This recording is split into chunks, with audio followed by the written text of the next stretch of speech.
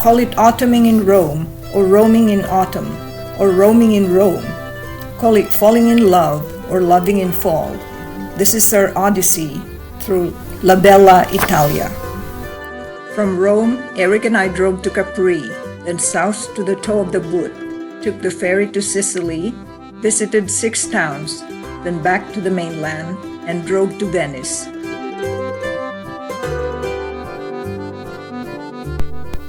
Here's Lady V, the Lady Divine, drunk with the splendor of autumn. Through the vineyards of Italy, we celebrated the spirit of Bacchus, the Greek god of wine, feasting, and frivolity, highly revered by the Romans to this day. Here begins the fall of the Roman Empire. My cousin Vilma and her Swiss-German husband Bruno became our gracious host for 3 days. Bruno's an engineer working in Rome. Gourmet cook and wine connoisseur served us cordon bleu with wine. Vilma served cheese, grapes, dates, and our favorite panettone. When in Rome, don't do as the Romans do. Do as the tourists do. Go to the Vatican Museum. This painting by Ravello, called The School of Athens, shows Plato on the right debating with Aristotle. The pensive figure on the stairs is Michelangelo, Raphael's rival. And who is this handsome youth in white on the right? Raphael. This is Michelangelo's best work, the Sistine Ceiling, showing God creating Adam. The interior of St. Peter's Basilica is very impressive for its great expanse and intricate rose-colored marble inlay. Looking up, I saw the heavens, and I felt my soul lifted up there, as Michelangelo felt when he designed the cupola in his 80s. Age 22, Michelangelo carved the gleaming Pius Pieta, a striking contrast to the frivolous, indulgent Bacchus that he sculptured at the same age. Vilma's cousin Vilma took us to the Villa d'Este, also called Tivoli Gardens, situated high on a wooded hill. What did we see? Fountain after fountain, of every size and shape. And source. This is the avenue of 100 fountains. And this is the Fountain of Love. In Renaissance time, the cardinal and his humanist friends would stroll, discussing the works of the classical poets like Virgil. There was wax and plums of autumn season, and chestnuts and sweetly blushing apples. There's Ceres's pure gift with love and Bacchus. While in Rome, sport your leather goods like the Romans do, for Rome is famous for leather. But while in Rome, don't drive as the Romans do. Each driver thinks he is a Mario Andretti, and his teeny Fiat is a Ferrari, passing on a 2-lane street, oblivious of what would come speeding head-on. We dined out to celebrate my birthday. A la Italian style, we ordered antipasto, then a prima piata, which is a dinner in itself. Then a secunda piata, the main course. I love my giant prawns that tasted like lobster.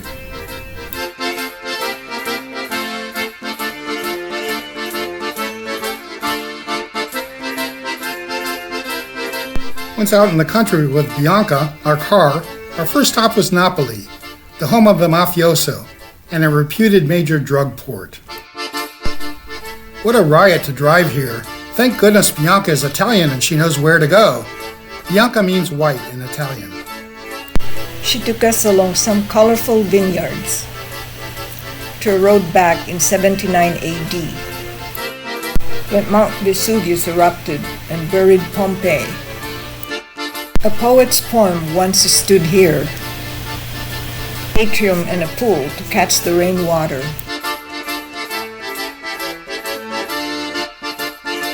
Took us to dizzying heights in a treacherous drive along the Amalfi Coast. There are stairways of grapevines reaching up to the sky and cascading down to the sea. I let go of myself and drunk of the enchanting scenery. but I had to stay sober and hug the road closely at each narrow turn. Absolutely breathtaking. Absolutely breath-holding. What a thrill photographing the gorgeous scenery. I got a thrill photographing Vilma in action with her camera.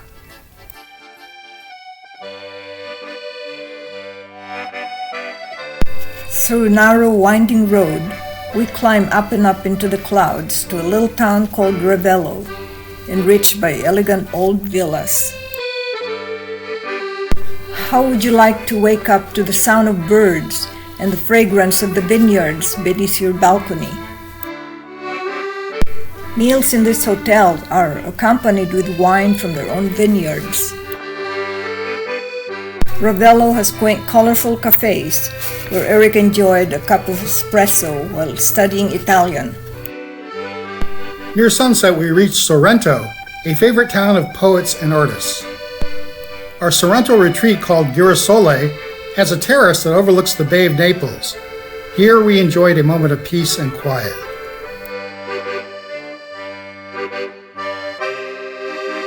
If you want to spend a day in leisurely abandon, like the rich Italians do, take a boat to Capri.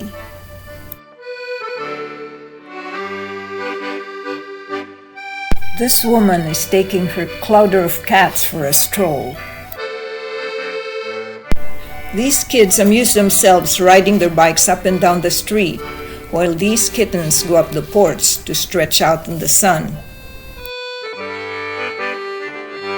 Vilma and I lingered at a seaside cafe after a breakfast of cheese crepe, sipping on our fourth cup of cappuccino without any other tourist in sight.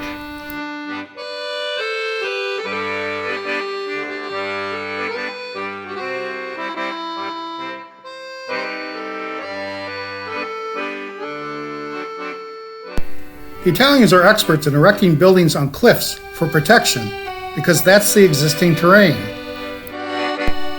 Prominently displayed is the best Roman emperor, of whom Virgil wrote as the unborn hero in the Aeneid. Caesar Augustus, son of a god, he shall found once again an era of gold in the land of Latium. Through its charming maze of narrow byways is a showplace of colorful ceramic tiles. Each house has a piece of decorative tile showing the street number or a painting on the right, or even a poem. Non dir di me sei tu, di me non sai, pensa prima di te, e poi di me dirai. Don't say of me I know you, you don't know me. Think first about yourself, and then of what you'll say to me. She's our favorite ceramic piece.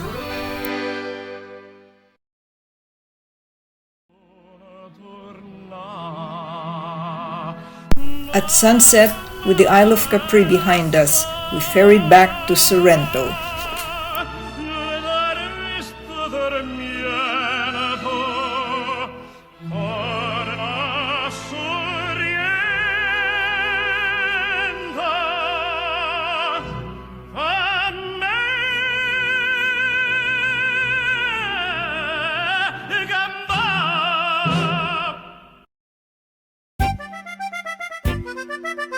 Continuing south to the toe of the boot of Italy, we funneled through tunnel after tunnel across the Apennine Mountains. Italy produces a good share of the world's luxuries, with its space-age sports cars, its fashions, and its wines, and of course its beautiful Italian babes. We gave Bianca a break as we ferried into the island of Sicily.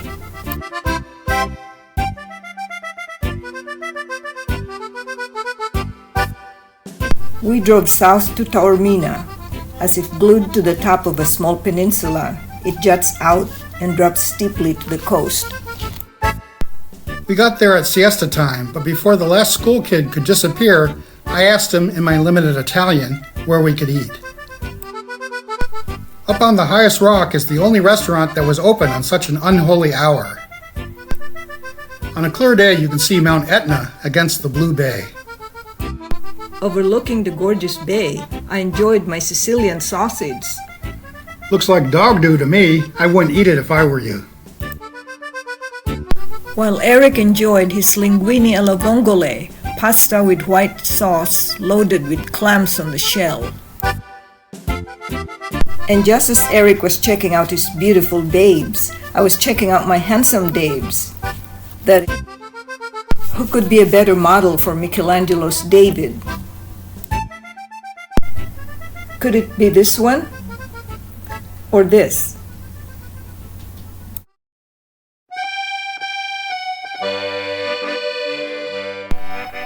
Due to a roadblock, we found ourselves in a spooky road at night. Then out of the black stood before us Brigadoon, a town that would appear from the mist every 100 years. It looked like a crown of jewels at night. Is it a mafia town, a dream city, or a dream?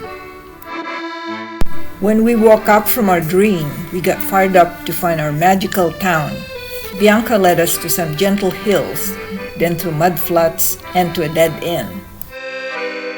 Surrounded by beauty in the very heart of Sicily and without a soul in sight, we were totally lost. How could Bianca fail to lead the way? Eric climbed down and disappeared for an hour, then emerged with a long cane looking like Moses coming out of the bushes. Gasping, he announced, "I've found the way." What a relief to see the first sign of civilization. Through craggy hills and orange groves, we drove until a sign made me slam on the brakes. Pietra Perzia, right before us.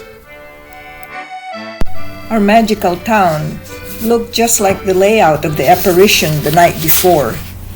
It's real, it's real, it's flesh and blood. I bought a pair of Italian shoes in this market to prove that it existed.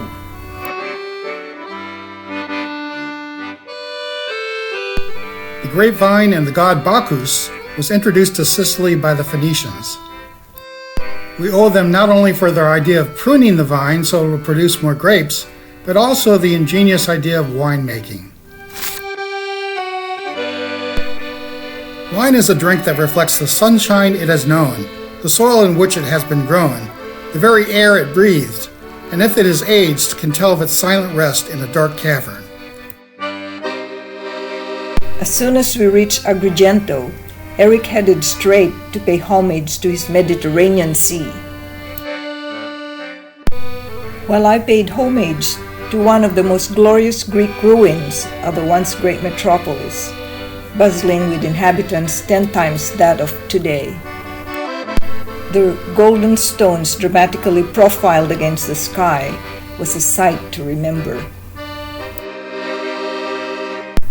We picnic on the beach, watching this colorful picture of father and son working together, and the lovely Mediterranean sunset.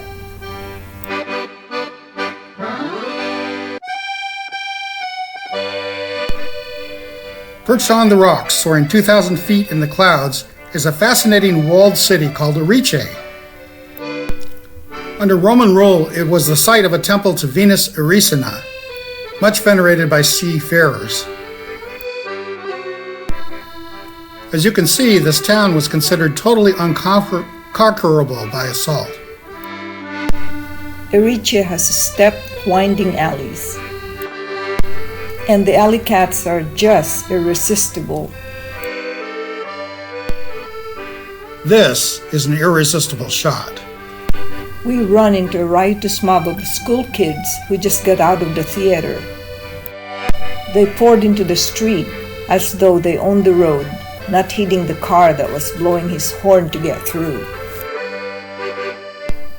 Riche is filled with colorful medieval houses and ceramic products.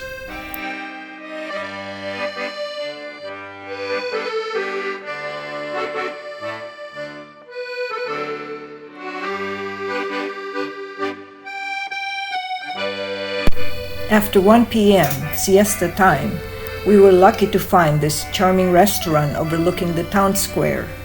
We toasted to Bacchus to celebrate a rare find.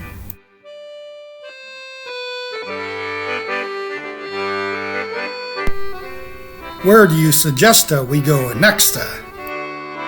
To the inland town of Segesta to see the well-preserved Greek temple. Caesar ponders on his next foreign land to conquer. And Calpurnia schemes to keep her Caesar home. All around is great beauty, but the temple stands out as a beauty by itself. We reached Palermo, the home of the famous butter cookie. It was a sea of feverish traffic activity. What do you expect to see next to a no parking sign on the left? 2 long rows of parked cars, with the second row blocking the first. And what does the carabinieri do? Just stands there looking smart in his police uniform and does absolutely nothing. On the side street, we see the most popular car in Italy, because it can serve as a delivery car or garbage truck or you name it. The local market was very colorful and interesting. This will make good linguine alle vongole. This is great for pizza. Here's for antipasto. Some frutti di mare, usually cooked with heads, tails, and all. With time to kill, we took a side trip to Cefalu. In this fishing village, you'll see brightly colored fishermen's nets and boats. This little town is wedged between the sea on one side and the high rocky promontory on the other. After drinking of the beauty of the setting sun, we strolled along the twisty, narrow streets, looking not only for traces of Bacchus, but also looking for stivali, or Italian boots. We entered every shoe store, and finally, Eureka! These soft suede leather boots are gorgeous. No, I didn't buy them. I did. The Sicilians eat a late dinner. At 8 p.m., while waiting, we poured down our throats a libation to Bacchus, a prelude to the fine dining that is inherently Italian. The dining room is like a wine press with a massive stone to crush the grapes. This is a forno, where the Italian dough with tomato and cheese sauce are thrown in and out comes pizza. The process of cooking food in a forno is called fornication, and this is quite fashionable in Italy. While in Rome, do as the Romans do, indulge. I had their specialty, insalata de frutti di mare, seafood salad of calamari, shrimp, and mussels in the shell. Delicioso. I had supa di frutti di mare, magnifico. The next morning, after some coaxing from Eric, You mean prodding? I decided to climb the steep rocky promontory. This is the entrance to the Temple of Diana in 3rd century BC. At the top is a fortress with 5 feet thick walls. The watchman would station himself here to spot the enemy huffing and puffing in her slow ascent. In the 12th century, King Roger built a Norman cathedral here in fulfillment of a promise to God for sparing his life at shipwreck. But as grapevine has it, he just wanted to hide his military and political motives.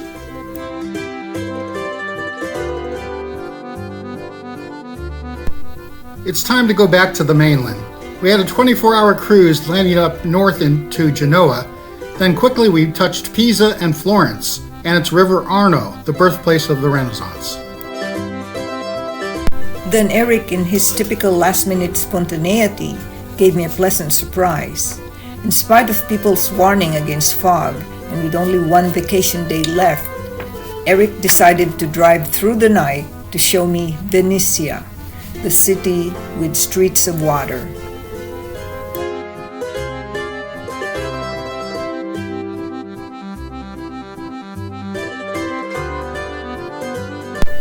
It was a nippy morning, but it was a bright, sunshiny day.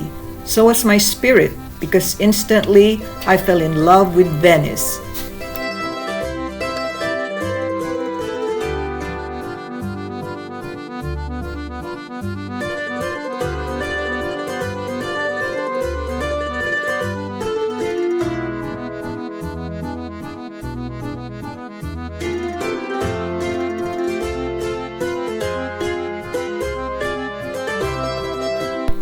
This is the Piazza San Marco. The pigeons here are more friendly than those of St. Peter's.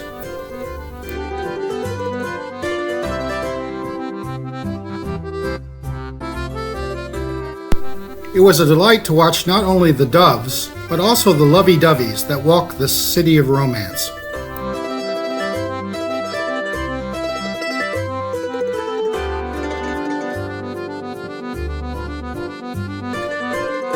A free trip to the glass factory by a rapid water taxi was fascinating.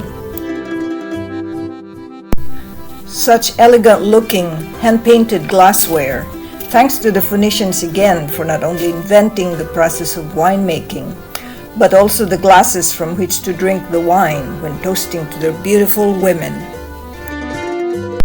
We couldn't resist buying these 2 pink goblets. They graced our garden wedding reception beautifully.